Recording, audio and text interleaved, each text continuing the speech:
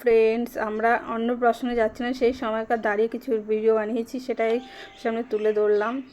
আর আমরা যেহেতু অন্নপ্রাশন খেতে যাচ্ছিলাম, এই দেখুন কান অন্নপ্রাশন, আমরা ওখানে পৌঁছে গেছি। এটা হচ্ছে শ্রীহানের শুভ অন্নপ্রাশন।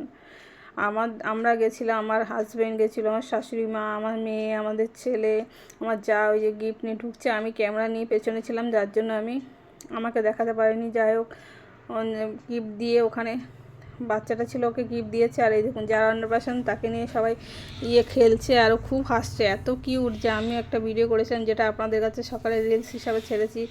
আর ওকে কেমন লাগছে দেখতে অবশ্যই কমেন্টে জানাবেন। ওখানে ফুচকা স্টল ছিল, কফি ছিল, পকোড়া ছিল।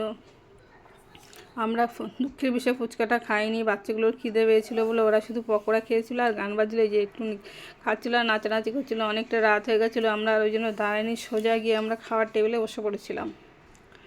ওখানে বসে প্রথমে দিয়েছিল নান, চানা মটর, তারপর হচ্ছে ভাত, ডাল, চিপস, পটল চিংড়ি, মাংস, চাটনি, পাঁপড়, হজমোলা, আইসক্রিম, এগুলো, জলের বোতল তো ছিলই অবভিয়াসলি।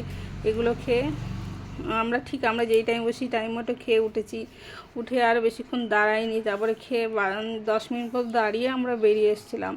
আর আমার ভিডিও আপনাদের কেমন লাগে অবশ্যই কমেন্টে জানাবেন। ভালো লাগলে বেশি বেশি করে লাইক করবেন। আর টাটা, বাই।